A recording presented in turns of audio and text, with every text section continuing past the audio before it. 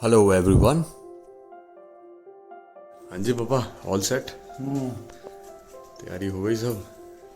मम्मा तैयार?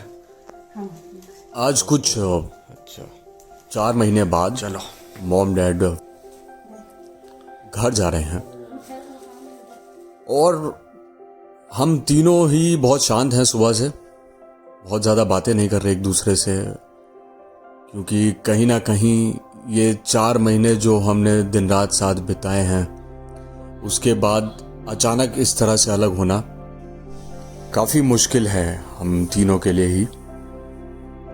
आदत हो जाती है आप जब अपने मॉम डैड के साथ रहते हैं, क्योंकि आपको जीवन में बहुत लोग मिलेंगे और कुछ लोग होते हैं जैसे आपके मॉम डैड, आपकी वाइफ, आपके बच्चे। इनके जैसा अनकंडीशनल प्यार आपसे कोई नहीं कर सकता, इनके जैसे आपके साथ कोई नहीं रह सकता। तो इन 4 महीनों में मैंने भी वो प्यार को दोबारा बचपन के बाद अनुभव किया। सुबह सुबह उठते ही माँ का दुलार, फिर पापा की कभी कभी मीठी सी फटकार, और साथ में बैठ के नाश्ता करना, कभी कभी किचन में साथ में खड़े होके बातें करते करते कुकिंग करना, पापा मम्मी का हाथ पकड़ के उनके साथ बाहर जाना, उनको सेफ रखने की कोशिश करना, बहुत कुछ था। लगा ना? यहाँ भी बस हम कोशिश कर रहे थे कि जितना सेफ्टी बरत सकें उतना बरत लें। वो मॉम डैड के लिए ग्लव्स, मास्क और शील्ड पहले ही ले लिया गया था, ताकि एयरपोर्ट पे जाकर भी उनको चेंज ना करना पड़े पहले से ही। मतलब एयरपोर्ट क्योंकि एक हॉटस्पॉट है, तो घुसते हुए भी सेफ रहें। आज हम तीनों में सिर्फ हमारे आर्मी मैन यानी हमारे फादर ही थोड़े स्ट्रांग बनने की कोशिश कर रहे थे। माँ बाप जीवन में सबसे कीमती होते हैं।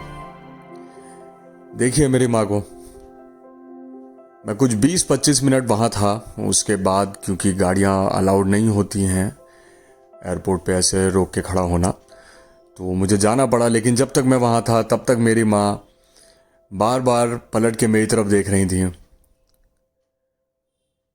ये सब बड़ा हार्ट ब्रेकिंग होता है। मतलब ऐसे जब आपके माँ बाप आपसे दूर जा रहे हों, और बाप तो तब भी थोड़े से स्ट्रांग होते हैं, माँ बहुत वीक होती हैं इस मामले में।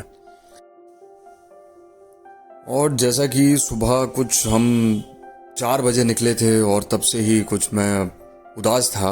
उसके बाद ऐसा लगता है जैसे कि आज का दिन ही उदास करने वाला है। ये चीकू है, ये प्रियंका के घर में पिछले 11 सालों से उनके साथ में रहा करती थी, और आज सुबह इसका देहांत हो गया। प्रियंका ने मुझे पहले नहीं बताया, मॉम डैड को ड्रॉप करने के बाद उसने मुझे बताया, ताकि मैं उनके सामने उनको दुखी उनको विदा ना करूं और उनको भी पता ना चले।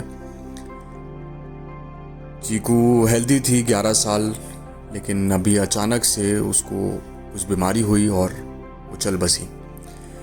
आज शूट पे गया मैं, थोड़ा मन तो दुखी था, but a man has to work.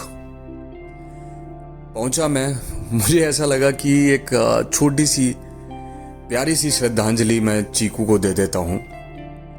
और कुछ तो नहीं, बट एक बालों का एक स्टाइल होता है जिसको रैबिट बन कहते हैं। तो मुझे लगा कि क्यों ना आज मैं चीकू की याद में एक रैबिट बन बना लेता हूं, और फिर मैंने वैसा ही एक बन बना के शूट किया। Well, thank you so much for watching. I hope कि मैंने आपको बहुत दुखी ना किया हो। Take care.